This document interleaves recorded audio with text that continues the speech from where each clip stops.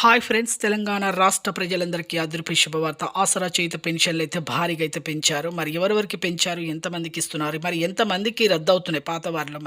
మరి పాత వారికి పెంచారు కానీ కొంతమందికి రద్దవుతున్నాయి. మరి ఎందుకు రద్దవుతున్నాయి, అలాగే కొత్త వారికి కూడా ఎప్పుడు ఇస్తారు, మరి వాళ్ళకు కూడా ఏ సర్టిఫికేట్స్ లేకపోతే వాళ్ళకు కూడా రద్దు చేస్తున్నారు. తెలుసుకునే ముందు లైక్ చేయండి, షేర్ చేయండి, సబ్స్క్రైబ్ చేయండి. ఒక చిన్న లైక్ ద్వారానే వీడియో అనేది బూస్టప్ అవుతుంది. అలాగే ఇక కింద పక్కనున్న ఆల్ బటన్ సింబల్, గంట సింబల్ నొక్కితే నేను వేసే నోటిఫికేషన్స్ మీకు వెంటనే అయితే వస్తాయి. లేట్ చేయకుండా అయితే వీడియోలకైతే వెళ్ళిపోదాం ఫ్రెండ్స్. ప్రతి ఒక్కరికి కూడా తెలంగాణలో రాష్ట్ర ప్రజలందరికీ అదిరిపే శుభార్త అండి. వృద్ధులకి, వితంతువులకి, ఒంటరి మహిళలకి 4,000 రూపాయలు, వికలాంగులకు మాత్రం 6,000 రూపాయలండి. కొంతమందికి వికలాంగులకు పాత వారికి 40-50 లక్షల మందికి రద్దు అవుతున్నాయి. ఎందుకంటే సదరన్ సర్టిఫికేట్ వీళ్ళకు లేకపోవడం వల్ల రద్దు చేస్తున్నారు విజిలెన్స్ ఆఫీసర్స్ వచ్చి.